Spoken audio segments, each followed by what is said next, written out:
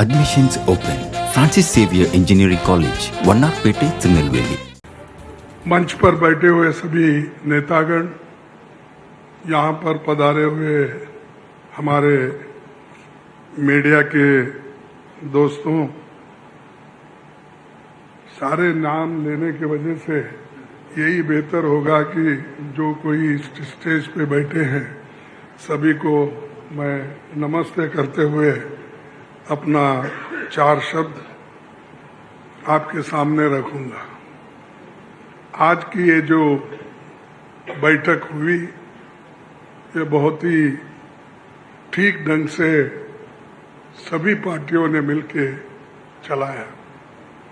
इसका उद्देश्य क्या था ये तो उद्धव ठाकरे जी ने कहा है और हम इसकी कोशिश बहुत दिन से कर रहे हैं। जब मैं बेंगलोर में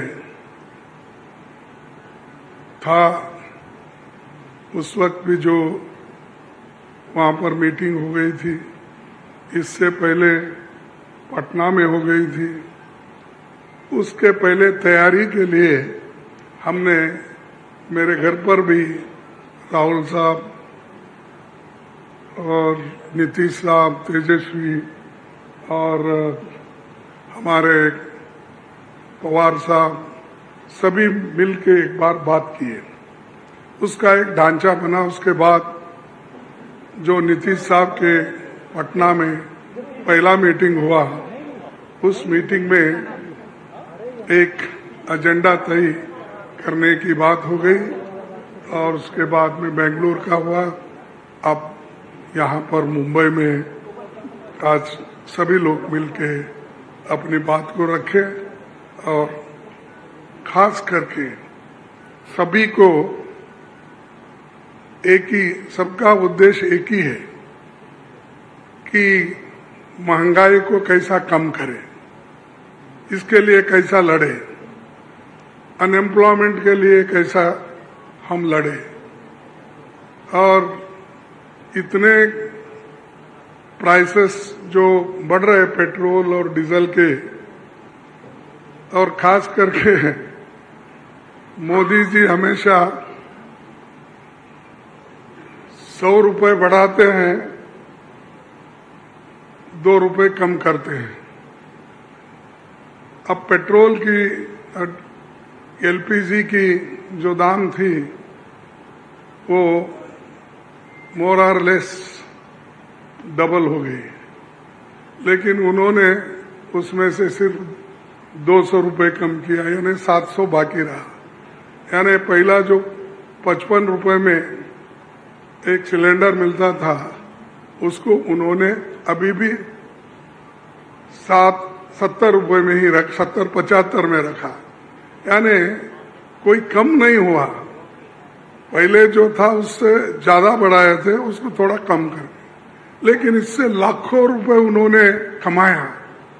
ये तो गरीबों से चोरी कर दिए और गरीबों के जो काटे और लोगों को दिखाने के लिए 100-200 रुपए कम करना और कहना कि मैं गरीबों के लिए काम कर रहा हूं। मोदी साहब गरीबों के लिए कभी भी काम नहीं करेंगे, ये यकीन मैं दिलाता हूं, क्योंकि उनकी हमेशा यही रणनीति रही है कि गरीबों के खिलाफ काम करते हैं। बड़े बड़े उद्योगपति के साथ वो मिलजुल के चलते हैं। और यहाँ पर तो कल ही एक रिपोर्ट आपके सामने राहुल गांधी जी ने रखा था, अडानी की संपत्ति बढ़ गई कैसी, बढ़ाए कौन, और कैसा आज कम से कम 75,000 करोड़ रुपए गरीबों के जो पैसे थे उनके जेब में कैसा गया, ये सारी चीजें उन्होंने बताया। तो ये जो है, इसके खिलाफ लड़ने के लिए जो बड़े बड़े सरमाएदार है और उनको जो पैसा जा रहा है हमारा गरीब का, तो उसको रोकने के लिए इंडिया जीतना जरूरी है। और इंडिया जीतने के लिए ही इस मंच पे सभी लोग बैठे हैं। तो इसीलिए हम एक जो तय किए हैं, जो रेजोल्यूशन भी हम आप देखे हैं, और उसी ढंग से उस रेजोल्यूशन भी काम करेंगे।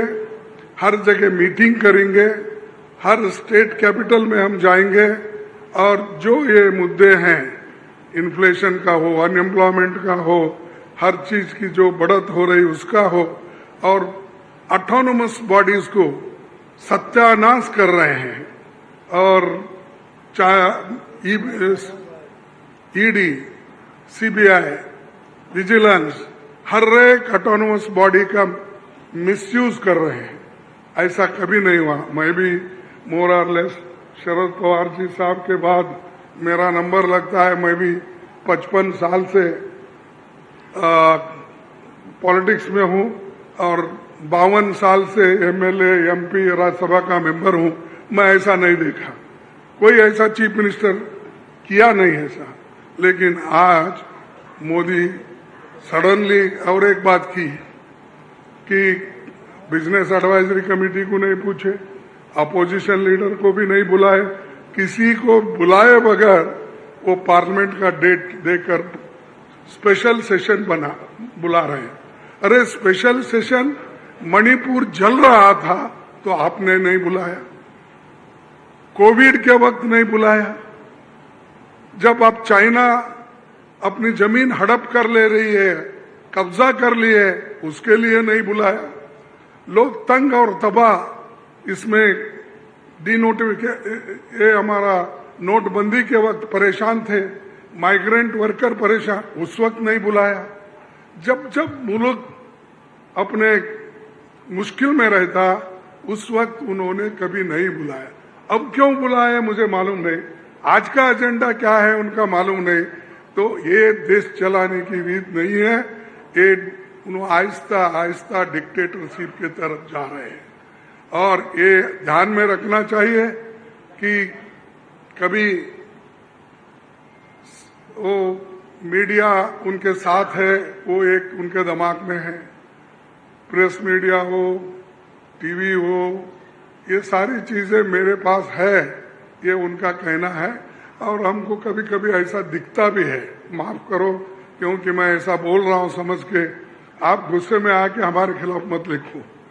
तो जो कुछ है वस्तु स्थिति, आपको भी मुंह को ताला लगाया, हाथ बंद दिए आपके भी लिखने के, ये सारी चीजें कर रहे हैं और आहिस्ता आहिस्ता डिक्टेटर के तरफ वो जा रहे हैं। तो हम इसके खिलाफ लड़ने के लिए, उनके विचारधारा के खिलाफ लड़ने के लिए, उनके जो कुछ भी ये करप्शन, बड़े करप्शन, उनके जो इंस्टीट्यूशनल करप्शन होते हैं, ऐसा छोटा मोटा करप्शन वो नहीं करते, लोगों को नहीं दिखना वो पूरा। लेकिन सीएजी रिपोर्ट में दिखाया है कितने करोड़ घपले हो गए हैं। तो उनका करप्शन इनविजिबल है और वो हमेशा अपनी बात ये कहते हैं कि मैं किसी को न खाऊंगा न किसी को खाने दूंगा। लेकिन खाने तो सबको दे रहे हैं, अपने को जो चाहते हैं उनको तो दे रहे हैं, लेकिन लोगों को भूखे मार रहे हैं, लोगों को कुछ नहीं दे रहे। तो इसके लिए हम आवाज उठाए और उसके तहत हम काम करना है। आगे भी हमारी कहाँ मीटिंग होगी हम तय करने वाले हैं, जल्द से जल्द वो भी मीटिंग होगी। और बाकी के जो विषय हम आपके सामने रखे हैं मुद्दे, उनके ऊपर हम लड़ते रहेंगे। वो डराने की कोशिश करते हैं, हम डरेंगे नहीं, ये हमारा वायदा है। और हम हमेशा लड़ते रहेंगे और जीतते रहेंगे। और आज मुंबई में जो हमारे महाराष्ट्र विकास आघाड़ी जो ये स्टेप लेकर हमको बुलाए हैं, उद्धव जी लीड लिए हैं और बाकी कांग्रेस पार्टी और एनसीपी सभी ने मिलके ये जो एक यहाँ पर कार्यक्रम रखा और बहुत यशस्वी हुआ। इसलिए मैं उन महाराष्ट्र विकास आघाड़ी के सभी नेताओं को धन्यवाद देता हूँ और आप सभी को भी मैं धन्यवाद देता हूँ, क्योंकि आगे की और भी मीटिंग्स हैं वो डेट टाइम सभी बताएंगे और कहाँ मीटिंग हमारी होगी, वो से 5-6 जगह पब्लिक मीटिंग होगी, वो भी हम आपको बताएंगे और काम करते रहेंगे और मजबूती के साथ काम करते रहेंगे। इसको ढीला करने की कोशिश मोदी जी कितना भी कोशिश करे, हम वो डरने वाले नहीं है। इसीलिए मैं इतना ही कहूँगा कि उन्होंने तो हमेशा मोदी जी झूठ बोलते ही रहते हैं, लेकिन लोग उनको सच समझते हैं। लेकिन अभी भी मराठी में एक कहावत है, खोटा बोला पण रेटून बोला, तो ऐसा उनका है। इसीलिए सब झूठ बोलते जाते हैं, लोगों में भ्रम डालते हैं, तो वो सबको हमको एक्सपोज करना है, हम करते रहेंगे। धन्यवाद। Admissions open. Francis Xavier Engineering College, Vannarpete, Tirunelveli.